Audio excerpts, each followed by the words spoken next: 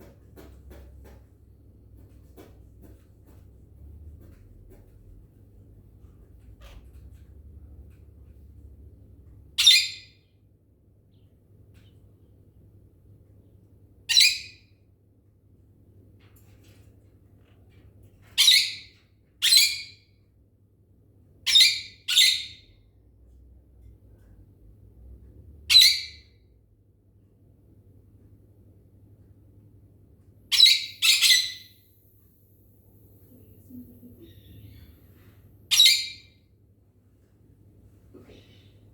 120-85.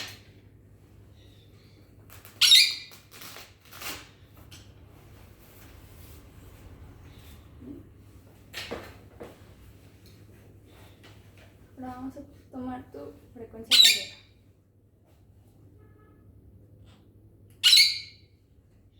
Ya te encuentro el corazón.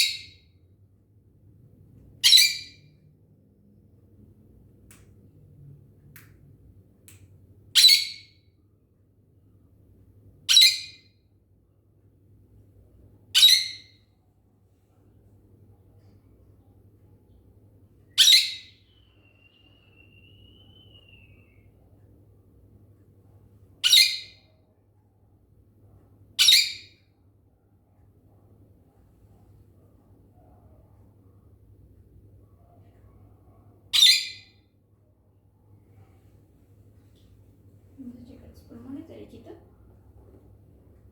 Respira profundo.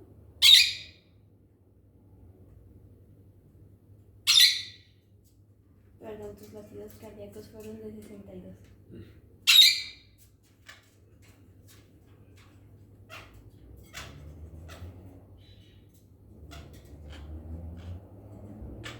¿Sabes?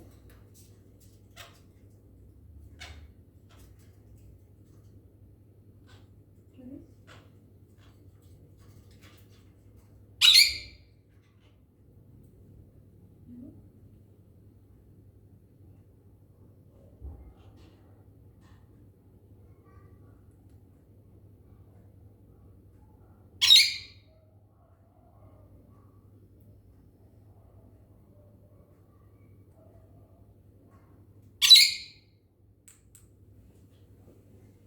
Pues tus pulmones se escuchan bien, no se escucha ningún defecto, se escucha que circula bien el aire, como si el aire pasara bien, no se escucha ningún ruido extraño ni nada de